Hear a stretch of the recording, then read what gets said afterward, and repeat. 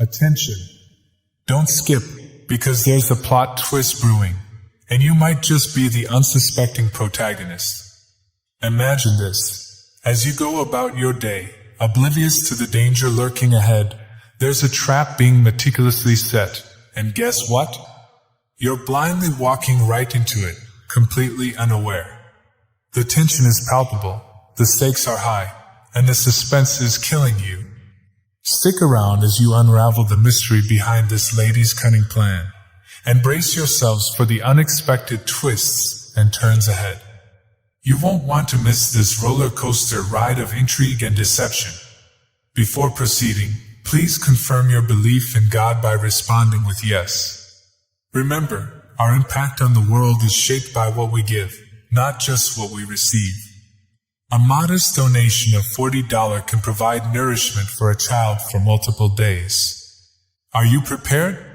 How can you be free if you don't even know your trap or lock inside? Ask the Father. I'm reaching out to you because there's a concerning matter that has come to my attention regarding you. It appears that a particular woman is setting a snare for you, and I believe it's crucial for you to know who is she. Surprisingly, she happens to be your closest pal.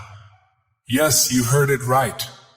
And she's planning an event with the intention of taking away your valuable belongings, breaching the sanctity of your sacred trust. Although I can't provide detailed information at this moment, I advise you to exercise caution and vigilance in your interactions with her. As the lion cannot defend himself against snares and the fox cannot defend himself against wolves. Therefore, it is necessary to be a fox to discover the snares and a lion to terrify the wolves. It's always better to err on the side of caution, and I'm convinced that being proactive now can prevent possible harm later on. Your safety is important to me, and I want to make sure you're protected and secure. Let your prophet tell you stories about the trap I'm talking about. The trap of Delilah, Judges 16. In ancient times, during the period of the judges in Israel, there lived a man named Samson. He was blessed with incredible strength, a gift from God, which he used to deliver the Israelites from their enemies, the Philistines. However, Samson had a weakness for women, and it was this vulnerability that would ultimately lead to his downfall. Among the Philistines, there was a woman named Delilah, whose beauty and charm were renowned throughout the land. The rulers of the Philistines saw an opportunity to exploit Samson's weakness and enlisted Delilah to discover the secret of his strength. Delilah, enticed by the promise of great wealth, eagerly agreed to the task. She approached Samson and began to ply him with questions, seeking to uncover the source of his extraordinary power. At first, Samson evaded her inquiries, providing false explanations to protect his secret. Undeterred, Delilah persisted in her interrogation, employing all manner of flattery and persuasion to extract the truth from Samson. Night after night, she pleaded with him, weaving her wiles around him until he grew weary of her incessant questioning. Finally, worn down by her persistence and beguiled by her charms, Samson revealed the secret of his strength to Delilah. He confided in her that his power resided in his uncut hair, which was a symbol of his dedication to God and his Nazirite vow. Delilah, sensing an opportunity, wasted no time in betraying Samson to the Philistine rulers. While he slept, she called for a barber to come and cut off his hair, severing the source of his strength. When Samson awoke, he found himself weakened and vulnerable, his once mighty power gone.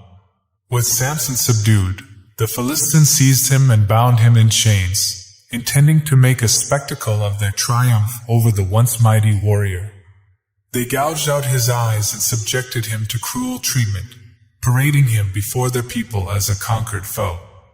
Yet, even in his weakened state, Samson's faith remained steadfast.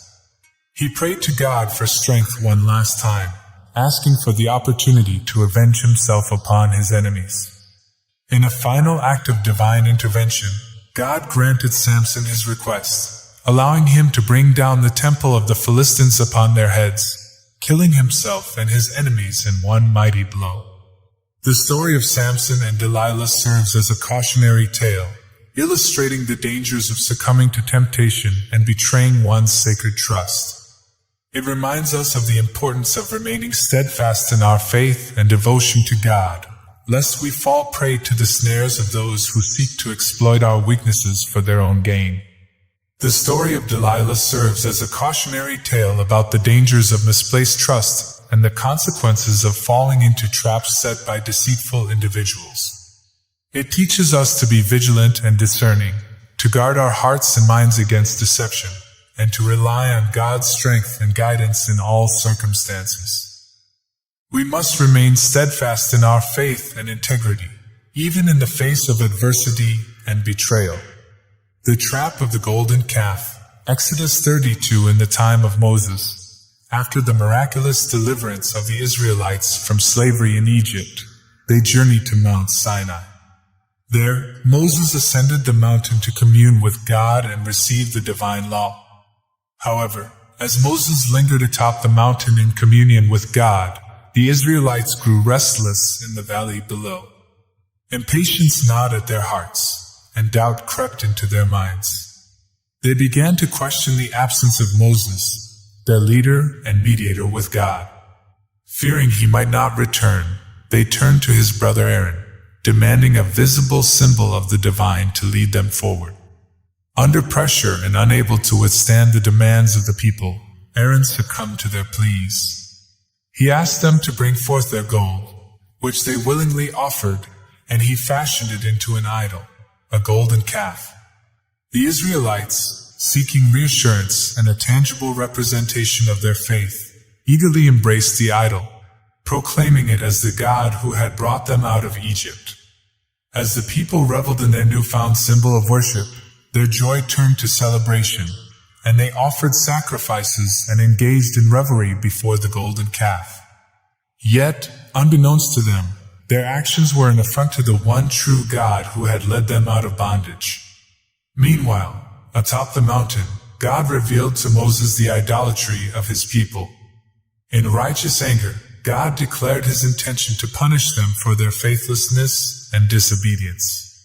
He informed Moses of their idolatrous revelry and threatened to destroy them and raise up a new nation from Moses' descendants. Upon hearing this, Moses interceded for the Israelites, pleading with God to show mercy and spare his people. Moved by Moses' intercession, God relented from his wrathful judgment. Descending from the mountain with the tablets of the law in his hands, Moses confronted the people with their sin. In a display of divine judgment, Moses destroyed the golden calf, grinding it to powder and scattering it in the water.